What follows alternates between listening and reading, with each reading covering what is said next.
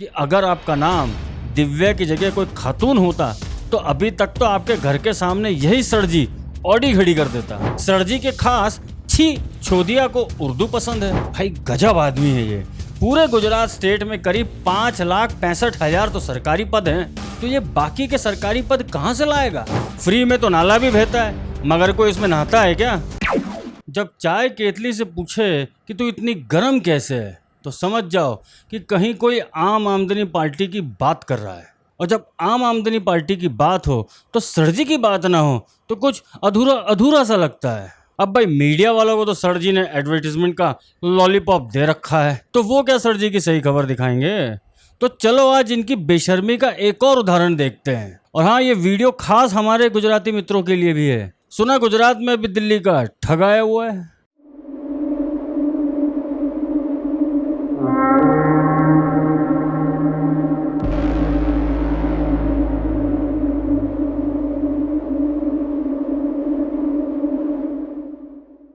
नमस्कार मित्रों, मैं सौरभ और आप देख रहे हैं भारतवर्ष। कॉमनवेल्थ गेम्स 2022 चल रहे हैं और भारत के युवा इस बार भी देश का नाम रोशन कर रहे हैं। कुश्ती हो, बैडमिंटन हो, शूटिंग हो, टेबल टेनिस हो, रेस हो, पेडल रेस हो, स्टीपल चेज हो और भी अन्य खेलों में भारत का इतिहास आज के युवा रच रहे हैं। स्टीपल चेज, जिसमें कीनिया का कॉमनवेल्थ के इतिहास में दबदबा रहा है, वहाँ ये तस्वीर बहुत कुछ कहती है।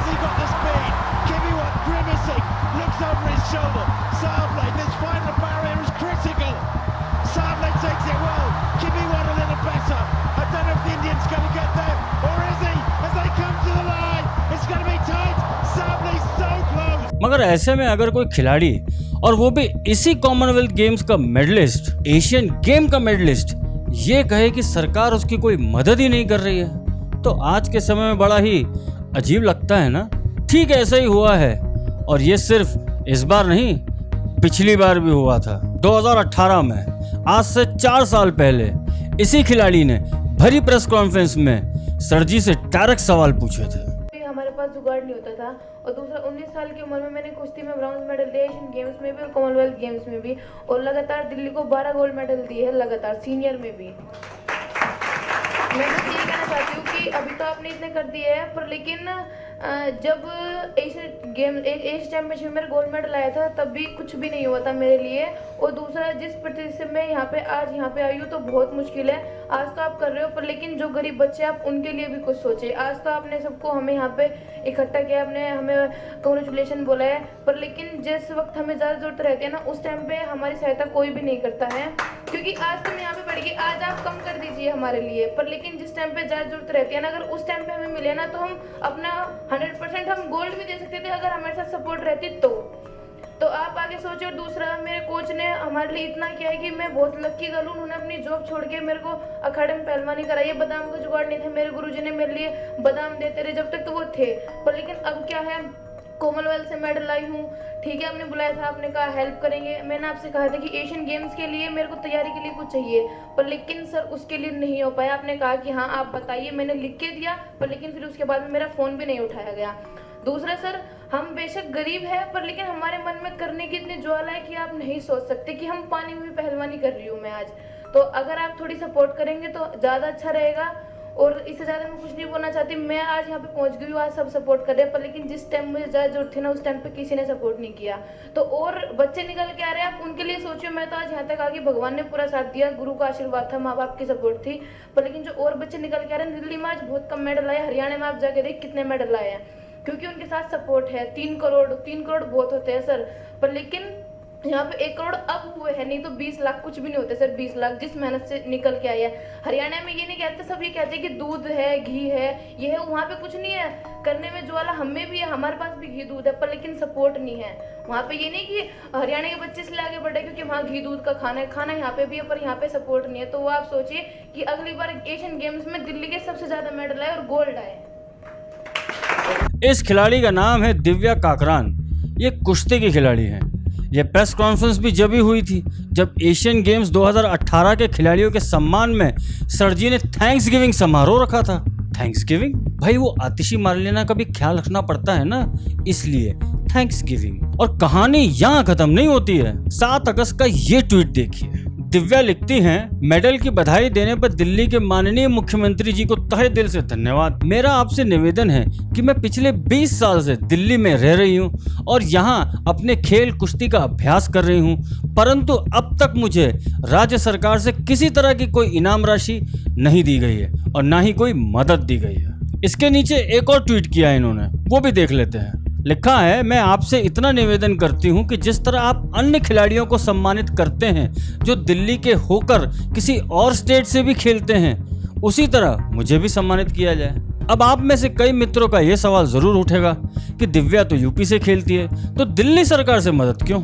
दिव्या इंडियन रेलवेज दिल्ली में काम करती है, मतलब वर्किंग भी दिल्ली सरकार में, रहती तो 20 साल से है और 2018 में तो वो दिल्ली से ही खेलती थी जब एशियन गेम्स हुए थे। और उसके ऊपर एक और बात कि सम्मान क्या ऐसे तय होगा उन खिलाड़ियों का जो आपके स्टेट का नाम रोशन कर रहे हैं? कितने ऐसे खिलाड़ी हैं जो जिस स्टेट में रहते हैं उस स्टेट से खेल नहीं पाते हैं? हम लोग क्रिकेट में तो देख ही चुके हैं, मगर फिर भी क्या उनको उनके होम स्टेट ने सम्मानित नहीं किया है? और जो खिलाड़ी एशियन गेम्स, कॉमनवेल्थ गेम्स में देश का मान बढ़ाते हैं वो तो देश के खिलाड़ी हुए ना।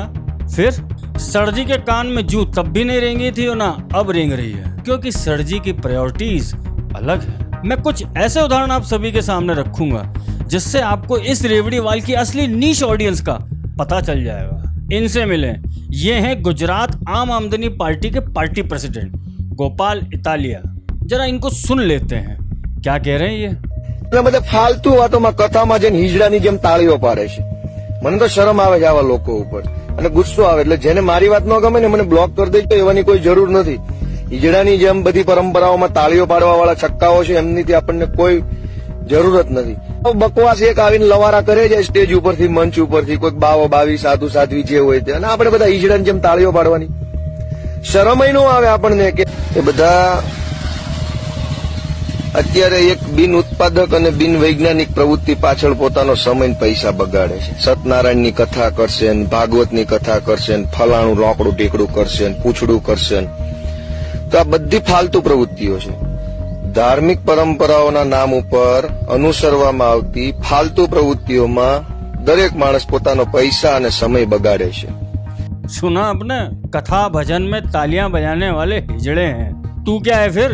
और इनकी पार्टी का मुख्य सरगना, मेरा मतलब करता धरता सरजी के साथ यही इतालिया क्या कर रहा है? जरा देखो, इन्हें ही काल नेमी हिंदू कहा जाता है। ये सभी मारीच के वंशज हैं। आफ्टर ऑल सबसे बड़ा मारीच खुद तो the greatest man in the history of the mankind Shri Shri Shri Arvind Kejriwal है। सरजी के खास छी छोदिया को उर्दू पसंद है, ये सुनिए। और हम चुनौती देके कहते हैं कि उर्दू दिल्ली की जबान है, किसी पार्टी की नहीं है, किसी धर्म की नहीं है।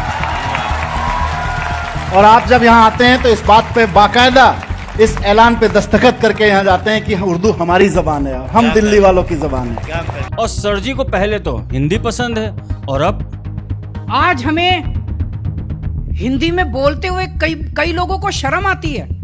अंग्रेजी में बोलते हैं तो उनको लगता है कि मैं बड़ा चौड़ा हो गया, मैं बड़ा।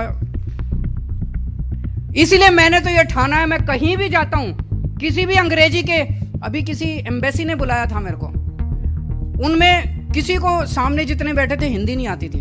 मैंने कहा भाई देखो मैं तो हिंदी में बोलूंगा, मेरे को अंग्रेजी आती है बोलनी, लेकिन मैंने कहा मैं तो हिंदी में बोलूंगा, मेरे को गर्व है, मैं हिंदी भाषी हूं, मेरे को हिंदी भाषी होने में गर्व है। मैंने कहा मैं तो हिंदी में बोलूंगा, अब ट्रांसलेटर अपने लिए रख लो। तो उन्होंने एक ट्रांसलेटर बगल में बिठाया, उसने सारा ट्रांसलेट किया। हिंदी अपनी मातृभाषा पे तो गर्व होना चाहिए। गरीबों के, लोअर मिडिल क्लास के और कई मिडिल क्लास के बच्चे जो हैं उनका हाथ अंग्रेजी में तंग होता है, अंग्रेजी ठीक से बोल नहीं पाते, और इस वजह से कई बच्चे जिंदगी में पीछे रह जाते हैं। नौकरी मिलने में उनको दिक्कत होती है, उनकी कम्युनिकेशन स्किल्स कमज़ोर होती हैं। तो ऐसे बच्चे जिन लोगों की अंग्रेज़ी कमज़ोर है, वो ठीक से कम्युनिकेशन स्किल्स उनकी अच्छी नहीं है, उनके लिए दिल्ली सरकार स्पोकन इंग्लिश का ये कार्यक्रम लेके आई है। हमारी जो दिल्ली स्किल एंटरप्रेन्योरशिप यूनिवर्सिटी है वो इस पूरे कोर्स को चलाएगी। तो जिन बच्चों ने अपनी स्कूलिंग पूरी कर ली, 12वीं पूरी कर ली, उनकी कम्युनिकेशन स्किल्स कमज़ोर है, नौकरी मिलने में उन्हें दिक्कत हो रही है, और जिन्होंने बेसिक नॉलेज, उनको इंग्लिश की तो बेसिक नॉलेज होनी चाहिए, 8वीं तक की कम से कम इंग्लिश की बेसिक नॉलेज होनी चाहिए। चिंता मत करो, सत्तू भैया के बाद इनका नंबर भी लग ही रहा है। ये इनका नया रेनबो है। मगर ये लोग आज तक दिल्ली में जोंक की तरह चिपके हुए हैं। जोंक समझते हैं ना? नहीं समझे? समझाता हूँ। जोंक हिंदी का शब्द है लीच के लिए, जो एक बार जहाँ चिपका तो जब तक नहीं हटता जब तक उतना मांस काटकर अलग नहीं किया जाता। मगर ये जोंक केजरीवाल सिर्फ रेवड़ी से ही सत्ता में आता है। मैंने बहुत पहले अपने किसी वीडियो में कहा था कि सर जी की ये रेवड़ी प्लस कट्टरपंथियों का एक मिक्स कॉम्बिनेशन वाला वोट बैंक है। इसी कॉम्बिनेशन से ये हर बार जीतता है। कल ही एनआईए ने मोहसिन अहमद नाम के आईएसआईएस मेंबर को पकड़ा है। ये मोहसिन अहमद बिहार पटना का रहने वाला है, मगर दिल्ली के बाटला हाउस इलाके में पिछले 6 महीने से रह रहा है। ये इलाका किस विधायक का क्षेत्र है भाई? अमानतुल्लाह खान, सर जी का दिल्ली का खलीफा, जो दिल्ली वक्फ बोर्ड का अध्यक्ष भी है। मैंने अपने शॉर्ट वीडियो में दिल्ली के सुल्तान का प्यार दिल्ली वक्फ बोर्ड के लिए कैसा है वो दिखाया है। नहीं देखा है? लिंक पिन कमेंट में डाल देता हूँ, डू चेकआउट। शाहीन बाग से लेकर दिल्ली दंगों तक अमानतुल्लाह खान की भूमिका वैसे ही सबके सामने स्पष्ट हो चुकी है। फिर भले ही हमारी न्यायिक व्यवस्था में ये लोग सबूतों के अभाव में छूट जाते हों, यही अमानतुल्लाह खान खुले में आ गया है इसी मोहसिन के बचाव में। कह रहा है कि वो मासूम है, उसे ना ये जल्दी छोड़ दे। ये मोहसिन ऑनलाइन तरीके से आईएसआईएस के लिए फंड्स जुटाता था और ये इतना टेक सेवी है कि शुरू में एजेंसी से बात करने के लिए ऐप का सहारा ले रहा था। मोदी जी देख लो, एक हाथ में कुरान और एक हाथ में लैपटॉप। मगर क्या अभी तक सर जी ने कुछ कहा? भैया वो तो गुजरात की जनता को मामू बनाने निकले हुए हैं। कह रहे हैं कि अगर गुजरात में आपकी सरकार बनी तो वो 10 लाख सरकारी नौकरियां निकालेंगे। भाई गजब आदमी है ये। पूरे गुजरात स्टेट में करीब 5,65,000 तो सरकारी पद हैं, तो ये बाकी के सरकारी पद कहाँ से लाएगा? भाई तुम समझे नहीं, ये एक्स्ट्रा पद गुजरात के मियाँ भाइयों के लिए होगा।